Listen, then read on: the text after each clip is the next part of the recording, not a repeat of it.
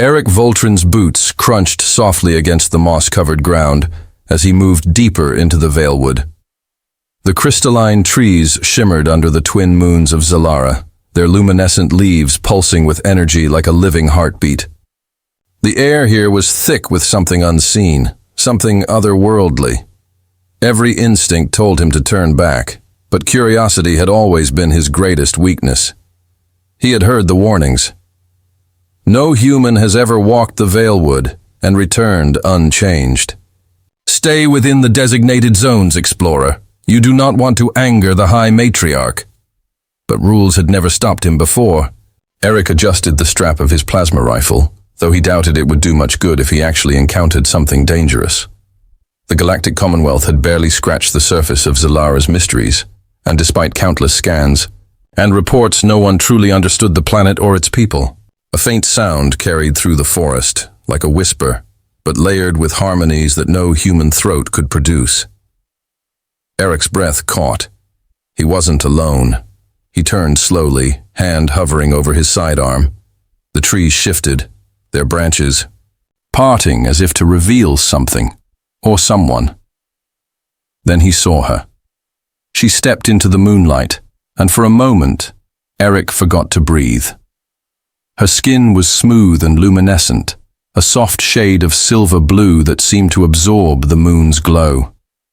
Deep violet eyes studied him, filled with something unreadable.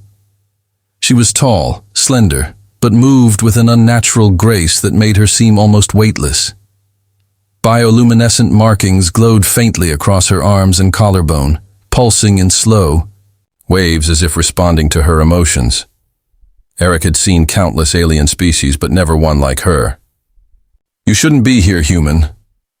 Her voice was like a melody, layered and hypnotic. Eric swallowed hard, his heart hammering against his ribs. He had faced warlords, smugglers, and alien beasts, but somehow, this woman, this ethereal being, was the most intimidating thing he had ever encountered. "And yet," he said, forcing a smirk, "here I am." The woman tilted her head, studying him. "Foolish," she murmured, "but interesting." Eric took a slow step forward, watching for any sign of hostility. "I take it you're not a fan of humans. Trespassing in your sacred forest?" "Not in the slightest." "Well, in my defense, no one told me what would actually happen if I did.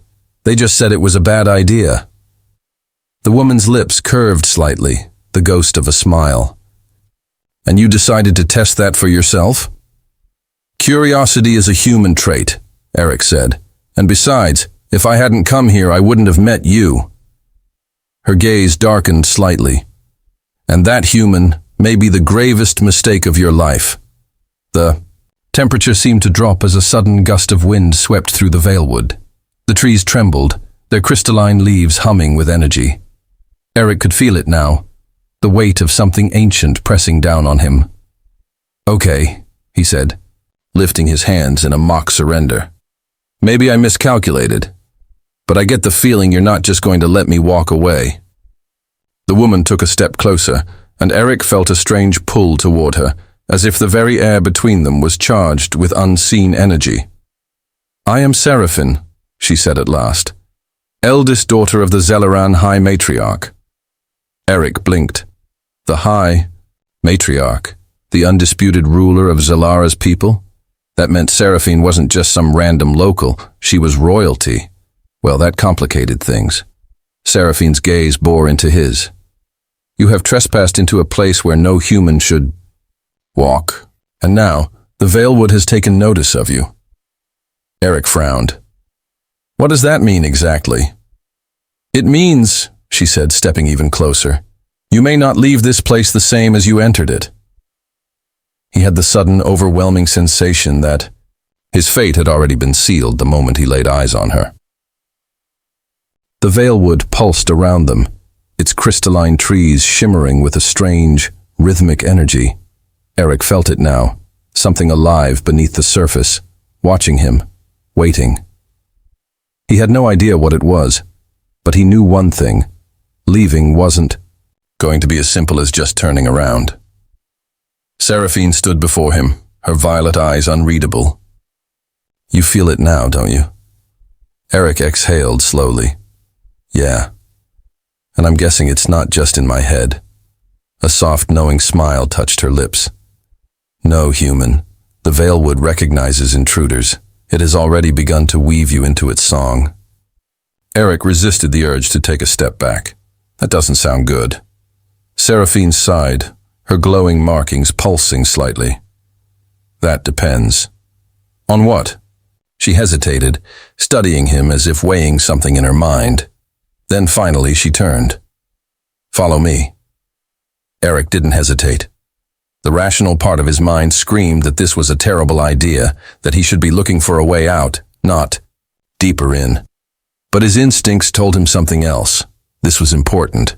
They walked in silence through the bioluminescent forest, the glowing flora shifting as if reacting to their presence. It wasn't long before they reached a clearing, where an ancient structure stood, its spires humming with a deep, resonant energy. This, Seraphine said, gesturing to the structure, is the Temple of Accord. It judges all who trespass upon sacred ground. Eric arched a brow. Judges them how? Seraphine turned to face him fully. Through their heart. The temple does not measure strength or intelligence. It measures worthiness. If it deems you unworthy, you will be cast out. If you are lucky. Eric frowned. And if I'm not lucky? Seraphine's expression darkened. Then the Veilwood will take you. A chill ran down Eric's spine. Taken as in? You will not return to the world as you are now.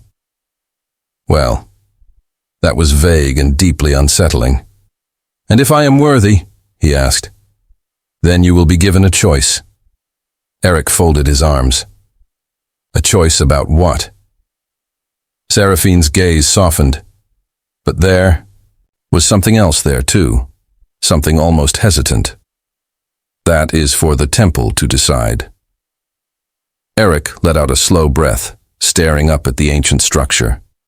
He had come to Zalara expecting nothing more than an exploratory mission, a few surveys, and maybe a new trading agreement for the Commonwealth. Instead, he was standing on the precipice of something far greater than himself. Seraphine watched him carefully. You don't have to do this. I could try to guide you back. He looked at her, surprised. There was genuine concern in her voice. She barely knew him, and yet she cared what happened to him. Eric smirked. And let the mystery of the glowing alien temple haunt me for the rest of my life? No chance.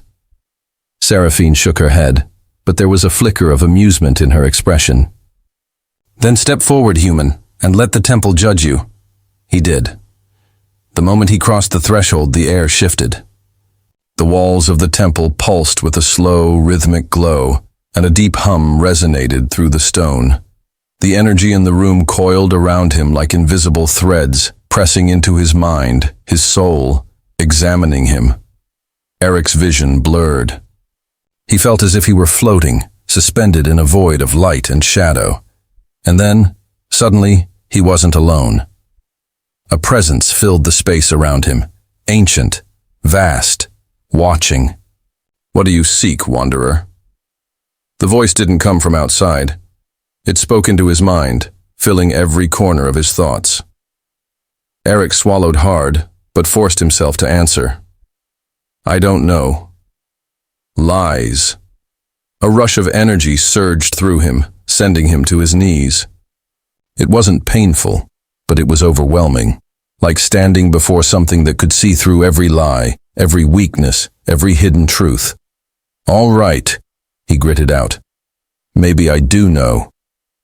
Then speak. Eric closed his eyes, exhaling. He hadn't realized it until this moment, but the answer was there, waiting.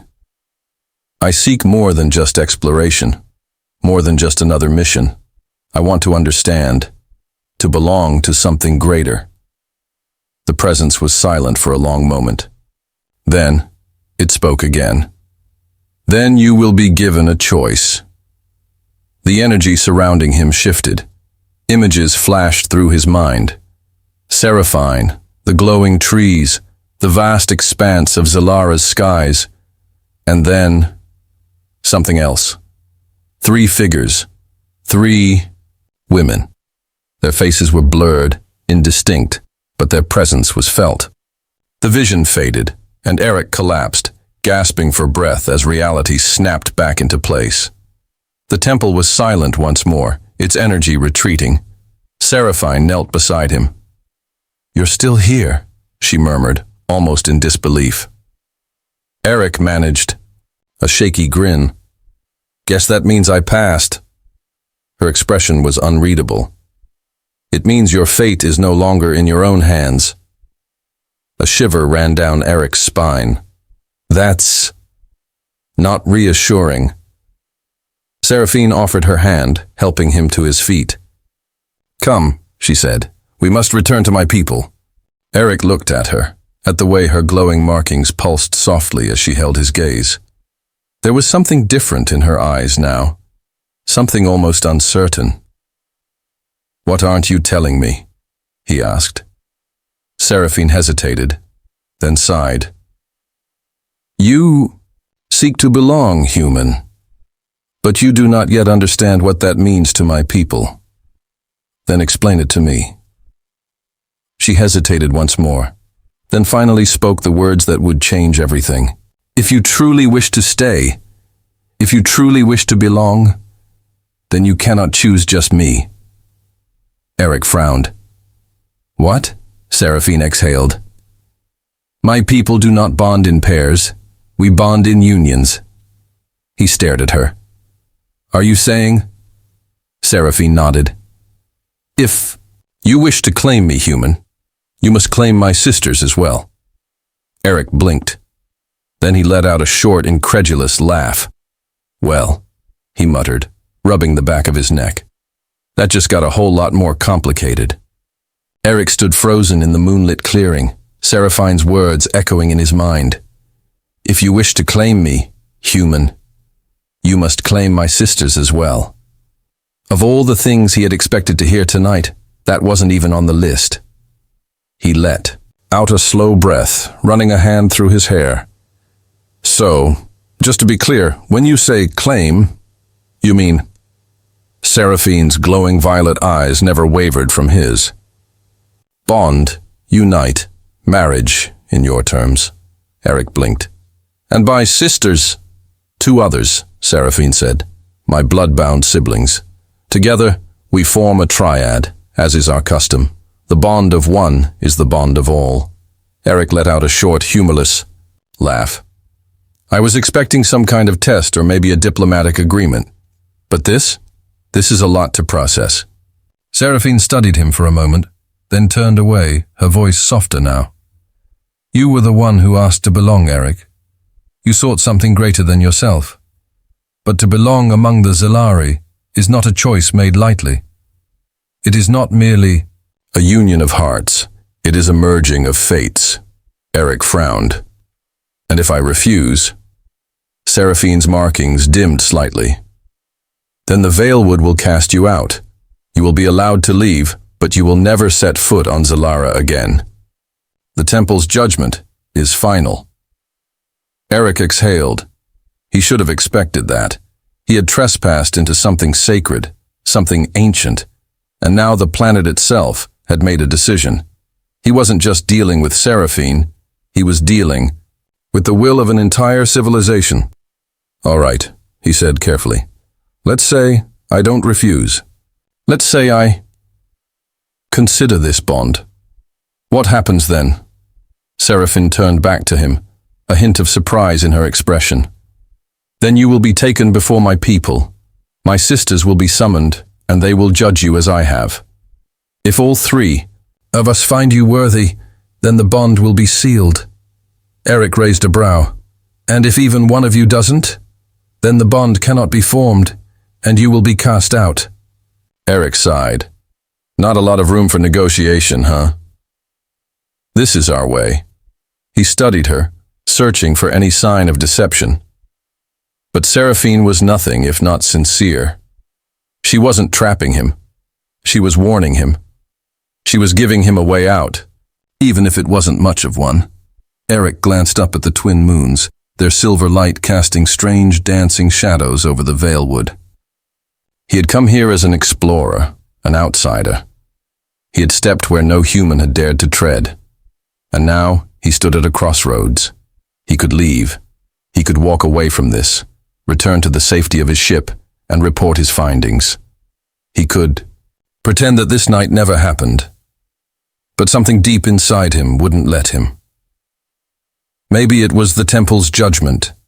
Maybe it was the way Seraphine looked at him, as if she was both curious and uncertain, as if she had never expected a human to stand before her and even consider what she was offering. Or maybe, just maybe. He had already made his decision the moment he stepped into the Valewood. Eric exhaled sharply. "All right, princess. Let's meet your sisters." Seraphine blinked, clearly not expecting his answer. "You are certain?" "Hell no," he admitted, with a lopsided grin. "But I've never been one to back down from a challenge." For the first time since he met her, Seraphine truly smiled, and it was breathtaking. "Then come, human," she said. "Your fate awaits." The journey back to the Zalari capital was unlike anything Eric had ever experienced. The Valewood seemed to part for them as they walked, the crystalline trees humming with unseen energy. Seraphine moved with effortless grace, and Eric found himself matching her pace without even thinking. The city itself was a marvel. Great spires of glowing stone rose into the sky, connected by flowing bridges of pure energy. The air was thick, with soft, musical voices, and Zalari of all shapes and sizes watched him with wary curiosity. Seraphine led him through a grand corridor, flanked by guards clad in dark, shimmering armor. At last they reached a vast chamber, where a throne of living crystals stood at the far end. Upon it sat a regal figure, her features strikingly similar to Seraphine's, though her presence carried the weight of centuries. The High Matriarch of the Zalari. Seraphine knelt before her, motioning for Eric to do the same. He hesitated. Kneeling wasn't really his thing, but under the circumstances he figured it was best not to push his luck. The High Matriarch studied him, her violet gaze piercing. "A human stands before me, bound by the will of the Valewood. You have walked where none of your kind should tread, and yet you remain unchanged." Eric swallowed. "I wouldn't say unchanged exactly." A flicker of amusement crossed her features. "No, you would not." She stood, and the chamber seemed to breathe with her movement. "The temple has spoken. My daughter has chosen to bring you forth. Now the others shall decide." At her signal, two figures stepped forward from the shadows. Eric turned, and for the second time that night, he was struck speechless. The first woman moved with an air of quiet intensity, her silver-blue skin adorned with delicate, swirling tattoos that pulsed faintly in the dim light. Her sharp, intelligent gaze met his without hesitation. "I am Seyra," she said, her voice smooth as silk. "I have seen war and peace alike. If you cannot match my fire, then you are unworthy." Eric barely had time to process that before the second figure stepped forward. She was smaller than the other two, but there was something undeniably powerful about her presence. Her bioluminescent markings flared brighter than Seraphine's or Seyra's, and there was a mischievous glint in her violet eyes. "I am Lyrian," she said with a slow, knowing smile. "I do not seek warriors or leaders. I seek those who understand the heart of the unknown. Can you dance in the dark, human?" Eric let out a breath. "I guess we're about to find out." Seraphine turned to her sisters. "We must decide." The three Zalari women exchanged glances, an unspoken conversation passing between them. Eric braced himself. He had faced impossible odds before, but nothing had prepared him for this. One way or another, his life was about to change forever. "You said—" Eric stood before the three Zalari women, the weight of their judgment pressing down on him like an invisible force. He had faced life and death situations before, rogue mercenaries, political betrayals, even an AI uprising on a distant colony world. but nothing in his life had prepared him for this. Seraphine, the one who had led him here, was watching him with careful, measured interest.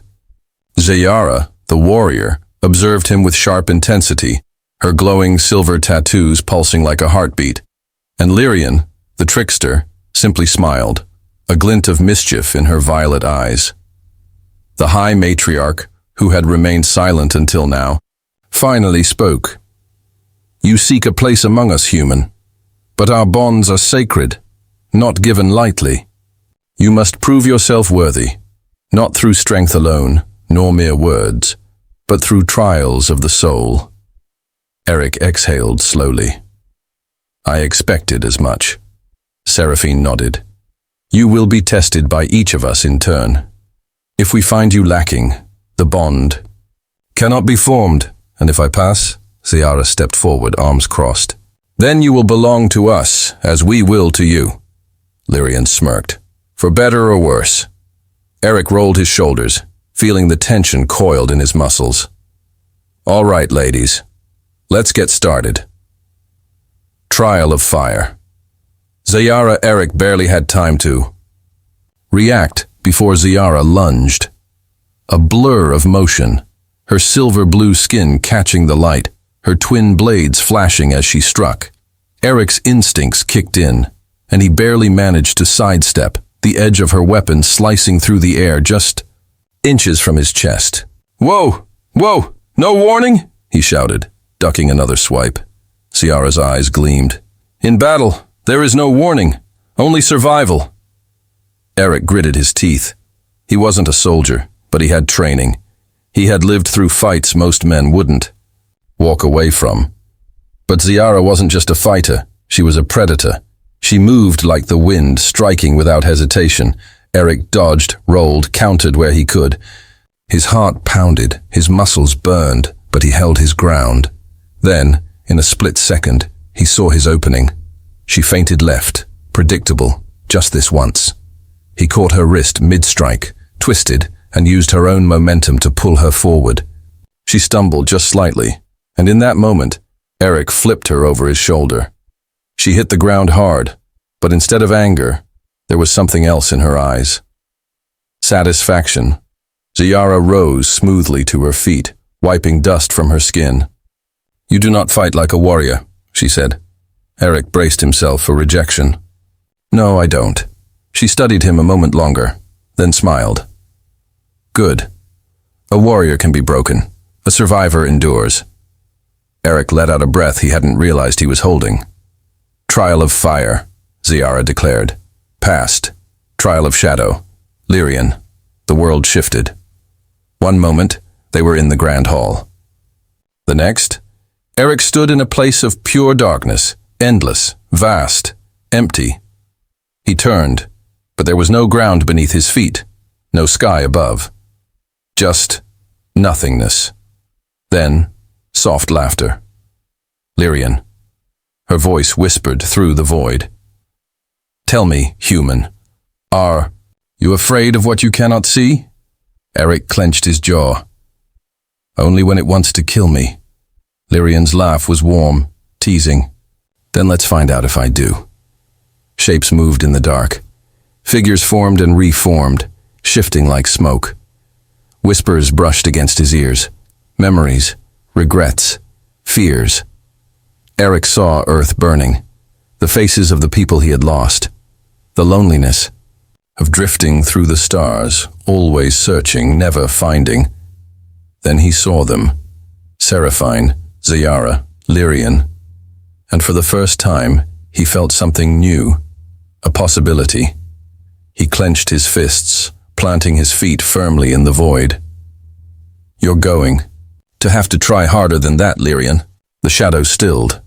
Then suddenly, the darkness peeled away, revealing Lyrian standing just inches from him, her glowing markings flickering like stars. Her smile was different now. Not teasing, but something more. "You didn't flinch," she murmured. "Most do." Eric exhaled. "I've already seen my demons. They don't scare me anymore." Lyrian studied him, then reached out, tracing a single glowing fingertip along his chest. Interesting, she mused. Then she stepped back, tilting her head. Trial of shadow passed. Trial of heart. Seraphine Eric barely had time to recover before Seraphine stepped forward, her violet eyes unreadable. You have proven your strength and your resilience, she said softly. But now, I ask you to prove your heart. Eric swallowed. He wasn't sure what that meant, but he was about to find out. Seraphine reached out, pressing her hand to his chest. The world changed. Suddenly, he wasn't in the grand chamber anymore. He was somewhere else. A memory. He saw himself, alone in the cockpit of his ship, staring out at the vastness of space. The weight of solitude pressing down on him, the endless search for something more. Then, another vision. Seraphine, Seyra, and Lyrian, together, their hands entwined, their bond unbreakable. A voice whispered in his mind. Do you seek to claim us, or to truly belong? Eric's heart pounded. This wasn't just about winning their approval. This was about something real. He looked at Seraphine, meeting her gaze. I don't just want to claim you, he said quietly. I want to stand beside you. To belong, not as an outsider, but as one of you. Seraphine's eyes widened slightly. Then, slowly, her lips curled into a soft smile. She turned to her sisters. It is decided. Seyra nodded. Lyrian grinned, and the High Matriarch's voice rang through the chamber.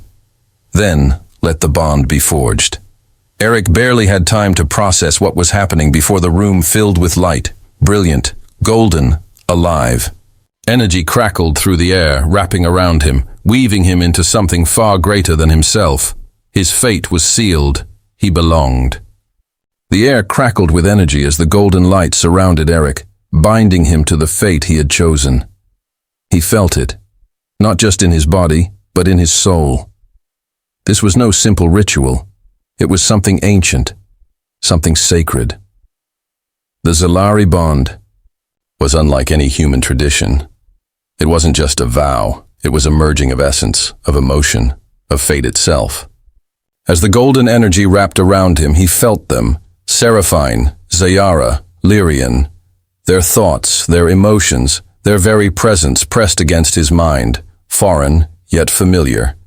It was overwhelming and intimate all at once, like stepping into a dream he hadn't realized he'd been having his entire life.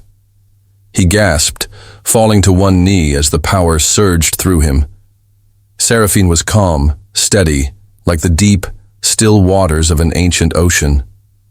Seyra was fire, fierce, passionate, unyielding.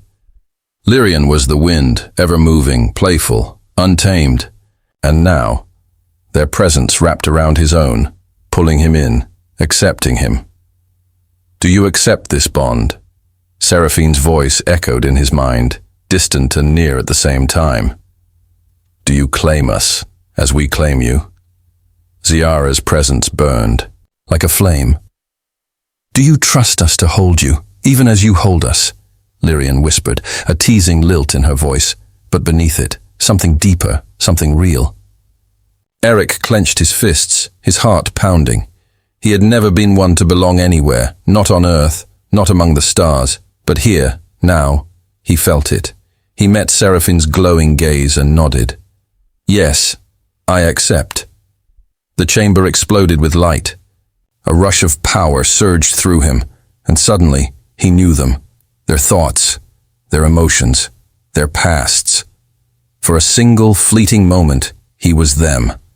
He felt Seraphine's struggles, her duty as the eldest, the pressure of leadership, the burden of always being the one to make the hard choices.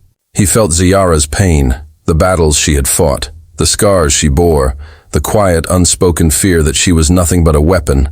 And Lyrian, who laughed so freely, who danced in the dark, who feared more than anything that she would never be taken seriously.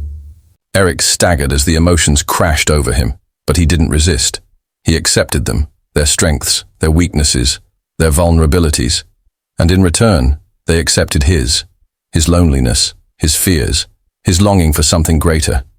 The bond solidified, locking into place. Eric gasped, the golden light fading as the connection settled into something real. He looked up. Seraphine, Seyra, and Lyrian stood before him, watching him with new eyes. Not as an outsider, not as a stranger, but as one of them. Seraphine stepped forward first, her fingers grazing his cheek. You have done what no human has ever done before, Eric. Seyra smirked.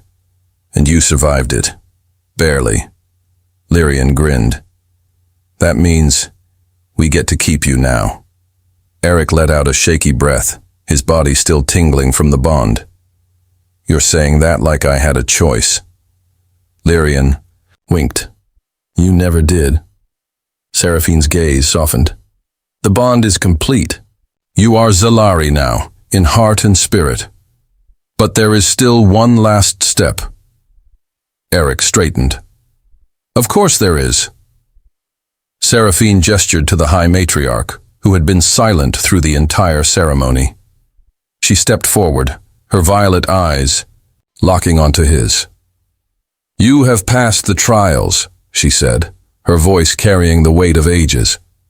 You have bound yourself to our bloodline, to our people. But to be Zalari is not just to belong. It is to defend that belonging. Always. She raised her hand, and from the shadows, a figure stepped forward, carrying a long, curved blade. Eric tensed. I thought we were past the part where you try to kill me. Lyrian chuckled. Relax, human. It's just a formal thing. Seyra grinned. Probably. Seraphine took the blade and held it between them. One final vow, Eric. Do. You swear to stand by us, to fight with us, to never turn your back on this bond no matter what may come. Eric looked at her, at all of them. He had come here as a stranger, an intruder in their sacred land. He had no right to be here. And yet, he was. He had earned this. Not through force, not through words, but through understanding. Slowly, he reached out and grasped the blade, with Seraphine, his fingers brushing hers. I swear. A pulse of energy ran through the blade, sealing the vow. The High Matriarch nodded, satisfied. Then let it be known. Eric of Earth is now Eric of Zalara, bound to the Sisters of the Valewood, by heart, by soul, by fate. A hush fell over the chamber. Then, as one, the assembled Zalari bowed. Eric's breath caught. This was real. He wasn't just an explorer anymore. He wasn't just another human drifting through the stars. He was home. The ceremony was over. The bond had been forged.